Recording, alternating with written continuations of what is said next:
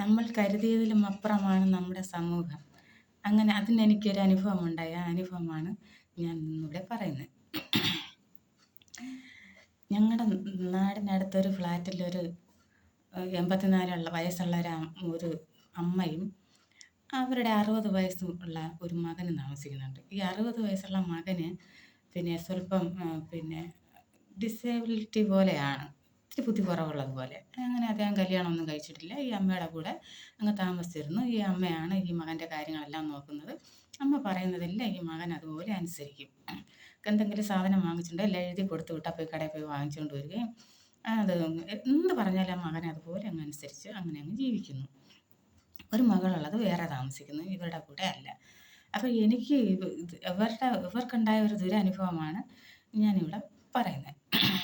അപ്പോൾ ഇവരുടെ ബന്ധുവിലെ ഒരു സ്ത്രീ മരിച്ചുപോയി.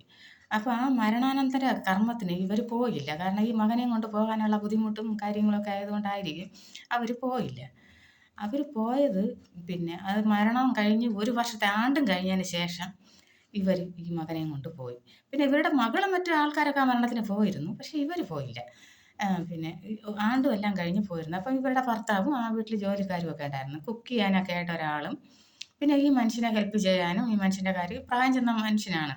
88, 89 വയസ്സുള്ള ആളാണ്. അദ്ദേഹത്തിനെ ഹെൽപ്പ് ചെയ്യാൻ അദ്ദേഹത്തിൻ്റെ കാര്യങ്ങൾ നോക്കാനും ഒരു പുരുഷനായിട്ടുള്ള ഒരു സ്റ്റാഫ് അവിടെ ഉണ്ടായിരുന്നു. സ്റ്റാഫ് എന്ന് പറഞ്ഞാൽ ജോലി ആണുങ്ങളെ നോക്കാനായിട്ട് രോഗി പരിചരണത്തിന് ഒക്കെ ആയിട്ട് വെച്ചേക്കുന്നത്. അത്ര വലിയ രോഗിയൊന്നും അല്ല, എങ്കിലും ഒരു ഹെൽപ്പ് ഉണ്ടായിരിക്കുന്നത് നല്ലതാണ്. ആ ഭാര്യയൊക്കെ മരിച്ചു പോയതല്ലേ, അതുകൊണ്ട് അങ്ങനെ ഒരാളെ അവിടെ വെച്ചിട്ടുണ്ട്.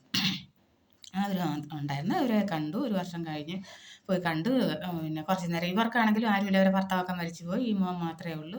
മകളെ കെട്ടിച്ചു, അത് വേറെ താമസിക്കുന്നു. മക്കളും ഒക്കെ ആയിട്ടൊക്കെ വേറെ താമസിക്കുന്നു. അപ്പം അവിടെ പോയി അവരെ കണ്ടതിന് കണ്ടിട്ട് വീട്ടിൽ വന്നതിന് ശേഷം പെട്ടെന്ന് അദ്ദേഹം ഫോൺ നമ്പർ വാങ്ങിച്ച് കാണും. എങ്ങനെയാണ് ഫോൺ നമ്പർ കിട്ടിയതെന്ന് എനിക്കറിയത്തില്ല. ഈ വയസ്സായ ആൾ വിളിച്ച് കാര്യങ്ങളൊക്കെ അന്വേഷിക്കാൻ തുടങ്ങി.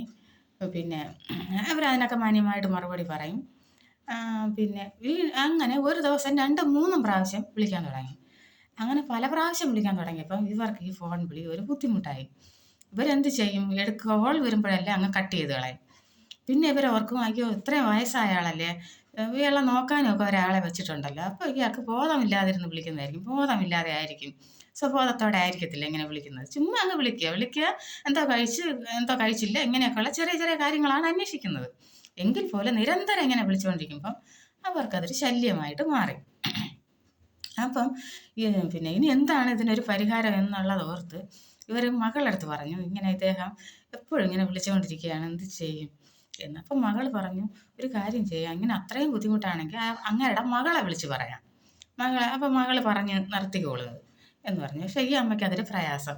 ഇത്രയും പ്രായമുള്ള മനുഷ്യൻ്റെ കുറ്റം എങ്ങനെയാണ് മകളടുത്ത് പറയുന്നത്? മകൾക്കത് വിഷമാവൂലേ? മകൾ പറഞ്ഞിട്ടാണോ ഇദ്ദേഹം വിളിക്കുന്നത്? ഇദ്ദേഹം ചുമ്മാ വിളിക്കുന്നതല്ലേ, മകളെ എന്തിനാണ് വിഷമിപ്പിക്കുന്നത് എന്ന് കരുതി അവർ അതിൽ നിന്ന് പിന്തിരിഞ്ഞു. അപ്പോൾ എന്നെ കണ്ടപ്പോൾ ഈ പ്രയാസം എൻ്റെ അടുത്ത് ഇങ്ങനെ പറഞ്ഞു. അപ്പം ഞാൻ എന്തോ ചെയ്തു, ഫോൺ വാങ്ങിച്ച് കോളങ്ങ് ബ്ലോക്ക് ചെയ്തു. അപ്പം ബ്ലോക്ക് ചെയ്തു.